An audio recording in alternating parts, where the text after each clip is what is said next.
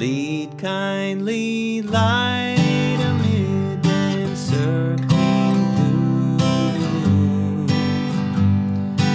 Lead thou me on, the night is dark. Hey guys, in this video we're going to learn how to play the song Lead Kindly Light. I want to start with chords first. So we're going to start with our G chord right here.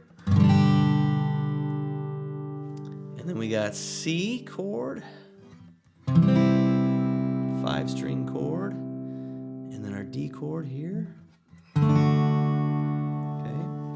And then we have a D7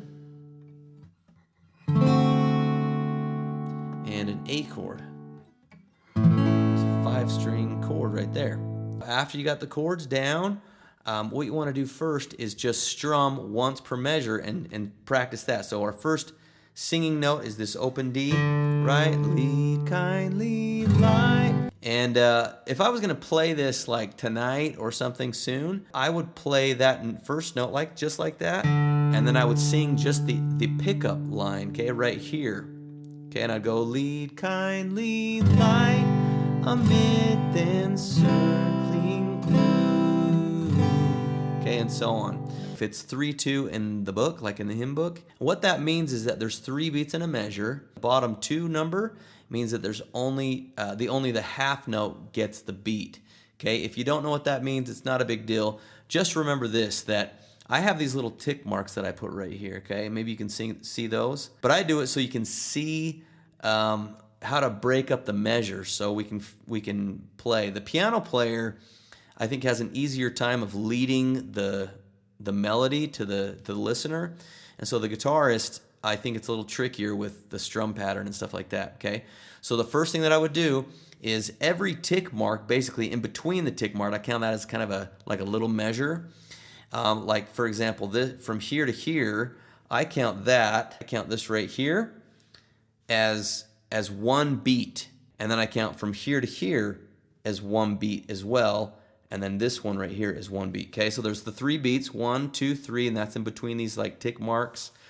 Okay, so if you just did a down strum, you'd do 1 down strum here, 1 down strum here with G. G would continue, and then the C chord, you'd have 1 strum here. So this would be for the example. So lead kindly light amid the encircling, and then you'd be done, and then you move to here, gloom. What you want to do is practice that all the way through, and it is tricky because of this line. Like, check this out. So normally this would be 1 tick mark, okay? It's just those 2 beats. Now this is cut in half, and they do this also in the hymn book, where this tick mark and this slash mark is 1 beat. So it kind of gets lost a little bit there, and the reason I kept it like that is because of the lyrics, right? Lead thou me on, and that's kind of the end of that phrase, and then it starts a new phrase right there. So I just kind of had this like battle within myself whether to do that or not, and I kept it like that. Okay, so that's the kind of tricky part and this is something that you might need to practice. So starting right here with the G chord, I'm going to play this 3 times, 1, 2, 3. If I'm going to keep it nice and simple, right? 1 strum, so it's going to sound like this.